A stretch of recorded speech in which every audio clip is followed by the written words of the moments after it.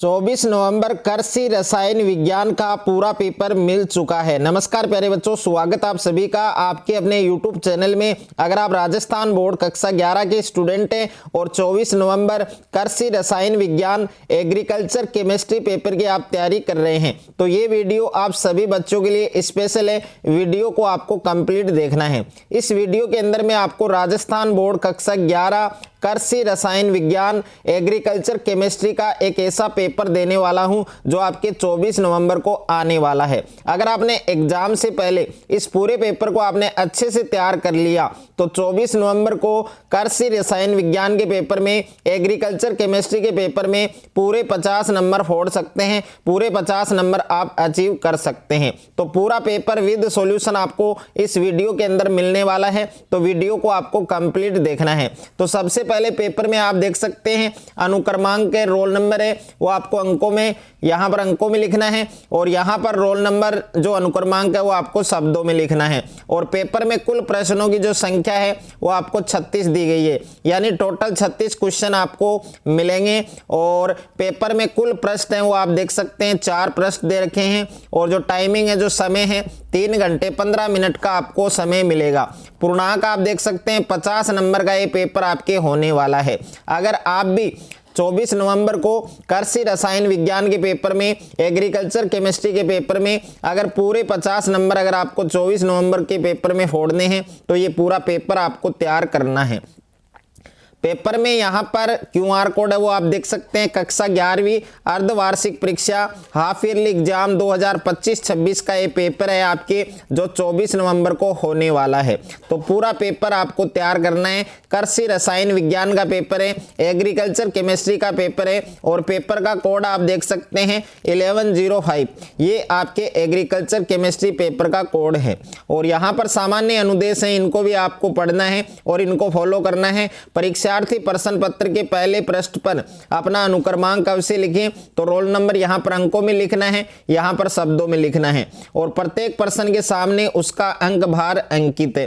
तो सबसे पहले पेपर में आपको सेक्शन ए दिया गया है, खंड ए दिया गया है और पूरा पेपर विद सॉल्यूशन आपको मिलने वाला है। तो सबसे पहले पेपर में आपको खंड ए सेक्शन ए आपको दिया गया है और इसमें प्रश्न संख्या 1 है आपके कि NaOH यानी कास्टिक सोडा सोडियम हाइड्रोक्साइड, इसका तुल्यांकी भार आपको बताना है। तो इसमें 4 ऑप्शन दे रखे हैं। ए ऑप्शन में 60 है, बी ऑप्शन में 20 है, सी ऑप्शन में 10 है और डी ऑप्शन में 40 है। तो NaOH यानी सोडियम हाइड्रोक्साइड का जो तुल्यांकी भार है वो कितना होता है? 40 होता है। तो डी ऑप्शन है वो आपका करेक्ट होगा।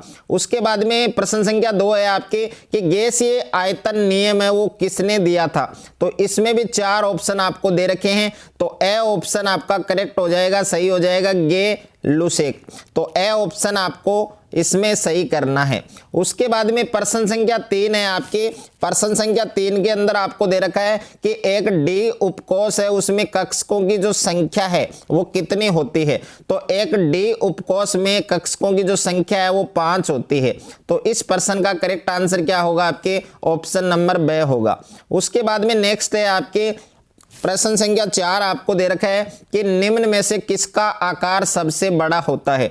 तो यहाँ पर 4 ऑप्शन दे रखे हैं। लिथियम है, फ्लोरीन है और नियोन है और ऑक्सीजन है। तो इनमें सबसे बड़ा आकार किसका होता है? लिथियम का होता है। तो ए ऑप्शन आपका करेक्ट होगा। प्रश्न संख्या 5 आपको दे रखा है कि प्रयोगशाला में बनाया गया प्रथम कार्बनिक यौगिक क्या है? तो प्रयोगशाला है, लाइब्रेरी है, उसमें सबसे पहले कौन सा कार्बनिक यौगिक बनाया गया?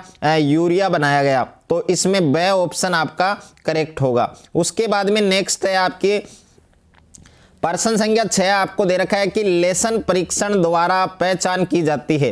तो जो लेसन परीक्षण है उसके द्वारा नाइट्रोजन की भी पहचान की जाती है, क्लोरीन की भी पहचान की जाती है, सल्फर की भी पहचान की जाती है। तो इसलिए आपका करेक्ट आंसर क्या होगा? उपयुक्त सभी होगा, यानी ऑप्शन नंबर डी होगा। उसके बाद में नेक्स्ट है आपके प्रश्न संख्या 7 आपको दे रखा है और इस वीडियो की जो क्वालिटी है वो आपको 1080 करनी है। 1080 करने के बाद ये जो PDF है ये आप क्लियरिटी में देख सकते हैं, एकदम साफ देख सकते हैं।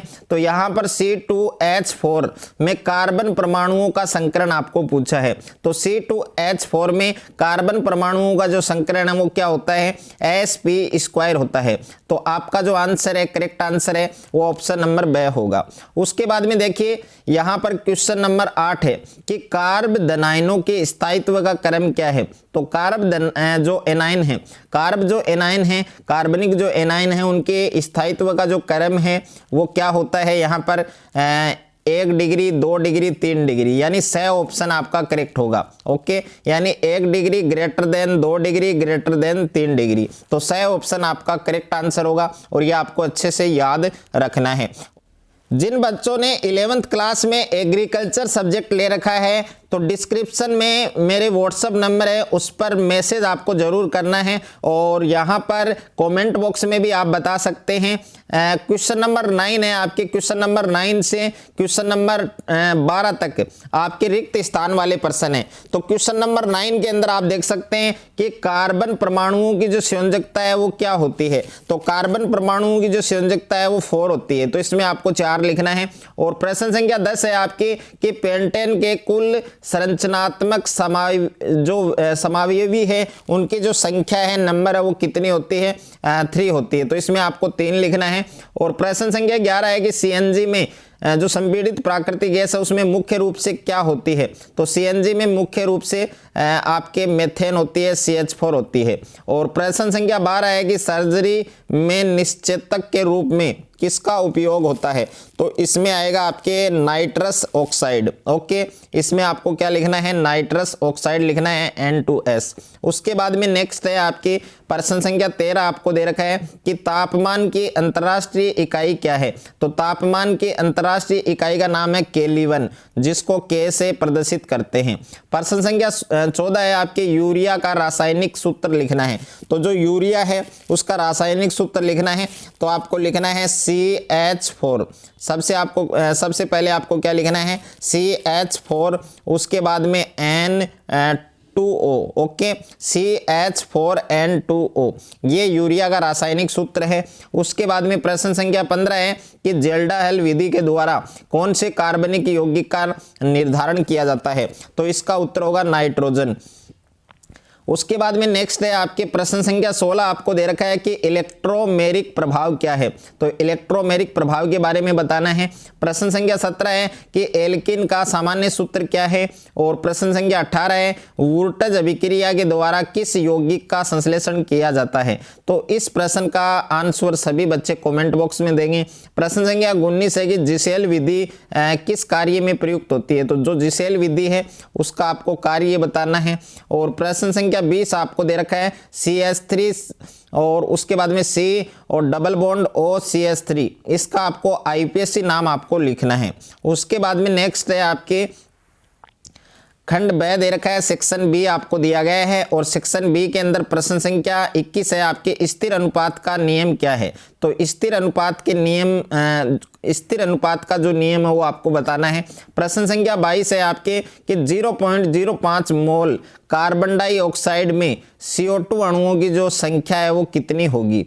प्रश्न संख्या 23 है आपके पाउली का अपवर्जन सिद्धांत क्या है। तो इसमें आपको पाउली का जो अपवर्जन सिद्धांत है उसके बारे में आपको लिखना है। और प्रश्न संख्या 24 आपको दे रखा है कि आयनन ऊर्जा को परिभाषित कीजिए। तो आयनन ऊर्जा है उसकी परिभाषा लिखनी है। और प्रश्न संख्या 25 है आपके अष्टक नियम क्या है। तो इसमें आपको अष्टक नियम के बारे में बताना है।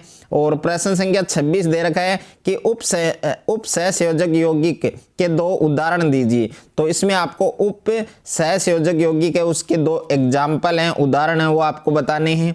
और प्रश्न संख्या 27 है आपके रेडॉक्स अभिक्रिया किसे कहते हैं, उदाहरण सहित समझाइए। तो रेडॉक्स अभिक्रिया क्या होती है, जिसमें ऑक्सीकरण और अपचयन दोनों अभिक्रियाएं साथ साथ हो, तो ऐसी अभिक्रिया को रेडॉक्स अभिक्रिया कहते हैं। प्रश्न संख्या 28 है आपके अर्हेनियस की अम्ल क्षार अवधारणा है वो आपको समझानी है।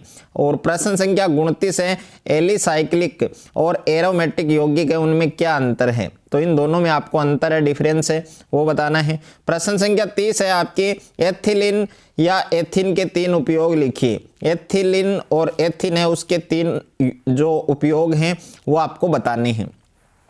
उसके बाद में खंड 6 है आपके सेक्शन सी है, और सेक्शन सी के अंदर प्रश्न संख्या 31 आपको दे रखा है कि रसायन का कृषि में महत्व लिखिए। तो रसायन का कृषि में आपको महत्व लिखना है। प्रश्न संख्या 32 है, निम्नलिखित यौगिकों में प्रत्येक कार्बन परमाणु का जो संकरण है वो आपको बताना है। तो CH2 और डबल बॉन्ड CH और सिंगल बॉन्ड C और ट्रिपल बॉन्ड CH, तो इसमें आपको कार्बन परमाणु का जो संकरण है वो बताना है। प्रश्न संख्या 33 है, किरेल कार्बन परमाणु क्या है, एक उदाहरण दीजिए। तो किरेल कार्बन परमाणु के बारे में आपको बताना है, इसका एग्जाम्पल लिखना है। उसके बाद में खंड 2 है आपके सेक्शन डी है, और प्रश्न संख्या 34 है, निम्न को परिभाषित कीजिए। तो एक तो समस्थानिक है, एक समभारिक है, और एक आपके सम न्यूट्रॉनिक है। तो इन तीनों को परिभाषित करना है, इनकी परिभाषा और साथ में इनके जो एग्जाम्पल हैं वो आपको लिखने हैं।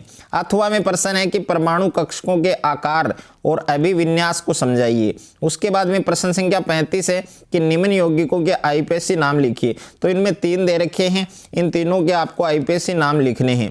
और इसके अथवा में प्रश्न दे रखा है कि संकरण को परिभाषित कीजिए, यानी संकरण की परिभाषा लिखनी है। और CH4 व C2H4 में संकरण के प्रकारों व इनकी आकृति आपको समझानी है। प्रश्न संख्या 36 है, निम्न को परिभाषित कीजिए। एक तो है आपकी चलावेयता, और दूसरा है आपके ध्रुवण घूर्णकता, और तीसरा है आपके कार्बन। तो तीनों की जो परिभाषा है वो आपको लिखनी है, साथ में इनके एग्जाम्पल है वो भी लिखने हैं। अथवा में प्रश्न है कि ज्यामितीय समायोजिता किसे कहते हैं, उदाहरण सहित आपको व्याख्या करनी है। तो आपके एग्रीकल्चर केमिस्ट्री का ये पूरा पेपर मैंने इस वीडियो के अंदर आपको बताया है। पूरा पेपर आपको अच्छे से तैयार करना है, और जिन जिन स्टूडेंट्स के एग्रीकल्चर केमिस्ट्री है तो डिस्क्रिप्शन में मेरे व्हाट्सअप नंबर है, उस पर आपको ज़रूर मैसेज करना है, या आप कमेंट बॉक्स में भी यस लिखकर आप मैसेज टाइप कर सकते हैं। तो ये पूरा पेपर आपको अच्छे से तैयार करना है।